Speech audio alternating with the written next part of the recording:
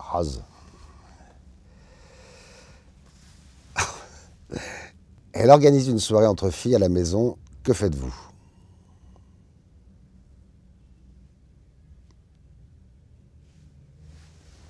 Ah.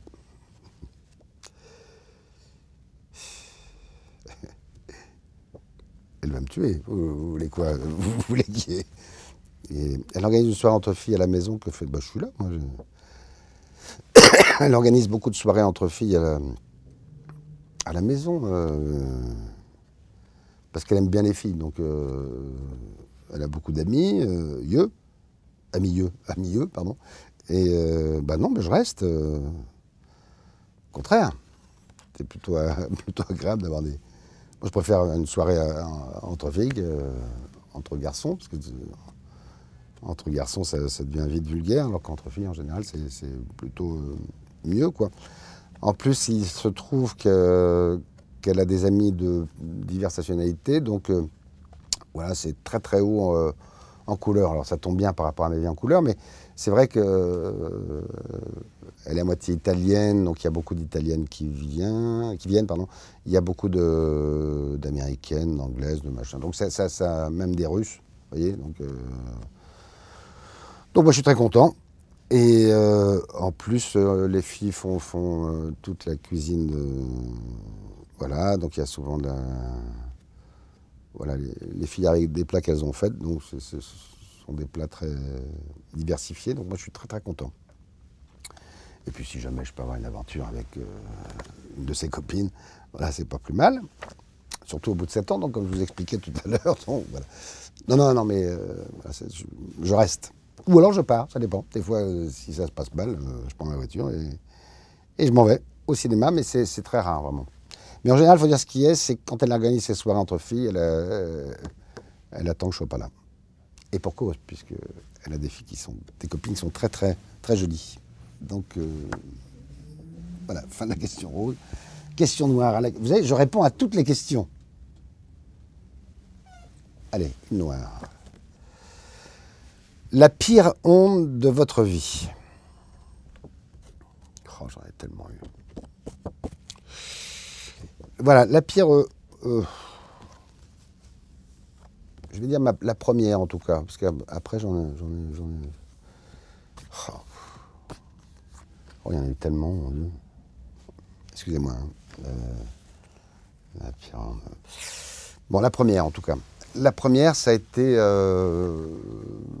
voilà, donc j'ai écrit un livre là-dessus, qui s'appelait Le Fils de l'homme invisible, et il se trouve donc que mon père m'avait dit à 11 ans que j'étais le fils de l'homme invisible, et j'ai eu la faiblesse de le croire, donc je pensais que j'étais moi-même invisible. Et pour tester mon invisibilité, comme je ne comprenais pas pourquoi mes copains de classe me disaient bonjour, j'en avais déduit que c'était à cause de mes vêtements. Et comme j'avais eu la preuve 1 heure avant que j'étais invisible, je décide de faire la preuve enfin à l'école que je suis invisible, donc je décide de me déshabiller. Donc je me déshabille et je me retrouve tout nu, en cours, hein. Et comme il y avait une interrogation écrite, donc tout le monde avait le nez sur sa copie, et donc je me déshabille et je me lève. Je vais jusqu'à la porte, j'ouvre la porte qui faisait beaucoup de bruit. À ce moment-là, tout le monde se retourne vers moi, me voit évidemment, tout nu, et éclate de rire. Sauf que moi, j'étais persuadé que j'étais invisible.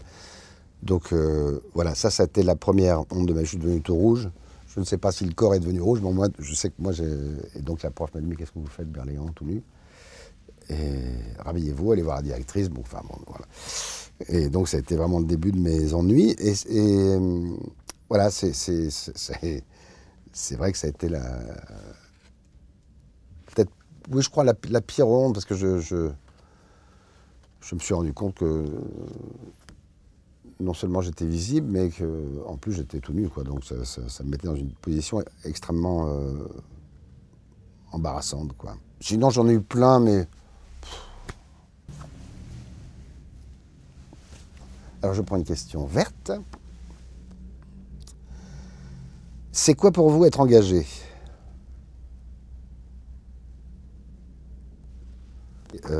c'est certainement pas être encarté. Alors quand on est un petit peu connu, on est extrêmement sollicité par les politiques, par les diverses associations, etc., auxquelles on croit pas. Enfin, donc c'est un peu compliqué. Moi, au niveau politique, je me suis engagé malgré moi auprès de Bayrou pour les dernières élections. Mais en fin de compte, j'avais été piégé pour un journaliste. Donc, et puis de toute façon, politiquement, voilà, je suis un des innombrables déçus de la politique, parce que bon, j'avais un engagement assez fort dans les années de 70 à... Enfin 70, non, même pas, mais enfin 73, 74 à 2002. Une fois que Le Pen a été au second tour, pour moi, voilà, la vie politique française m'a dégoûté profondément. Donc voilà, pour moi, l'engagement, c'est... On défend voilà, c'est défendre ses idées, mais à vrai dire,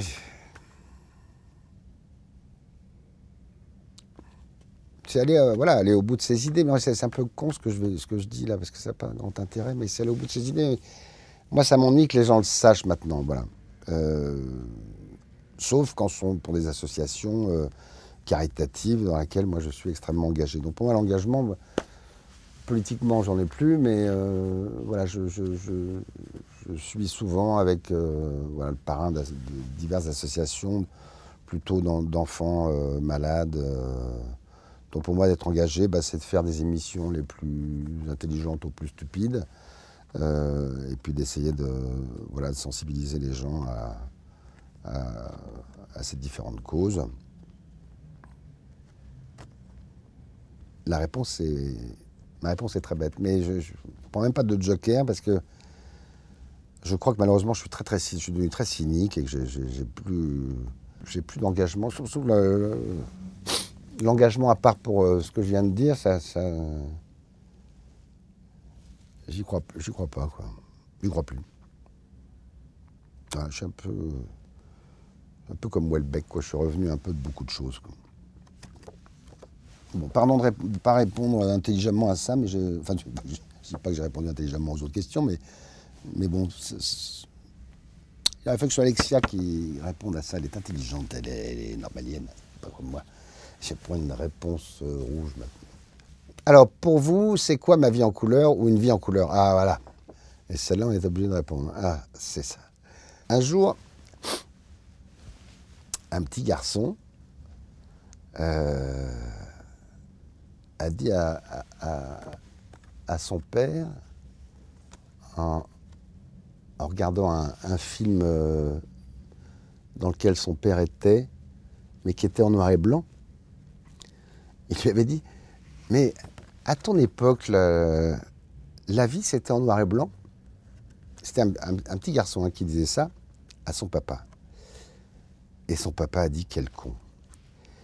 Et c'était formidable, parce que c'était pas moi c'était qui disait ça à mon père, c'était un petit garçon qui disait ça à un acteur extrêmement connu, dont je tairai le nom parce que la réponse n'était pas très sympathique.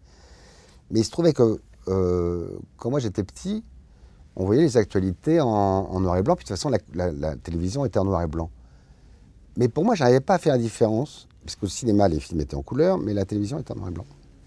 Et je n'arrivais pas à faire la différence. Pour moi, comme mes grands-parents avaient connu la dernière guerre, et comme toutes les images d'archives qu'on avait, c'était en noir et blanc, donc je me disais, mais la vie avant, c'était en noir et blanc, quoi. Je me suis posé la même question, alors qu'il y avait la couleur. Mais très bizarrement, dans Paris, il n'y avait pas vraiment, enfin, par le ciel bleu, il n'y avait pas vraiment de couleur.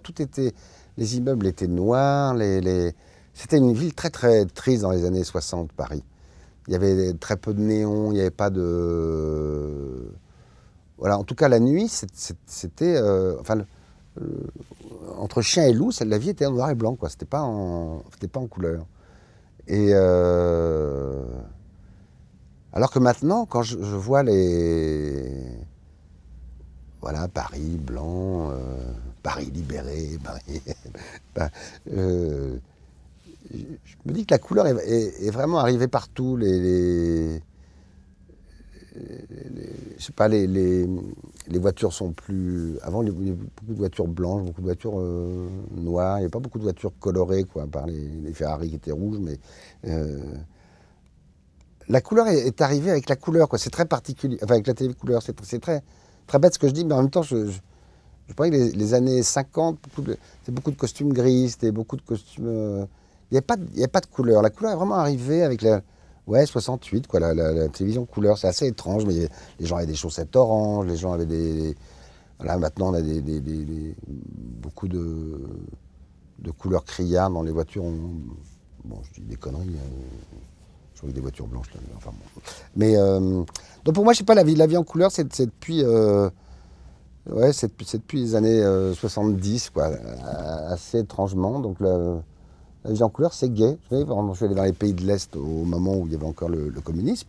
Vous alliez à Berlin-Ouest, c'était vivant, il y avait du bruit, il y avait de la couleur, quoi. Les gens étaient colorés. Et puis, paf, on passait à Berlin-Est. Et à Berlin-Est, tout était gris, quoi. C'était... il n'y avait pas de couleur. Les communistes avaient aboli la couleur.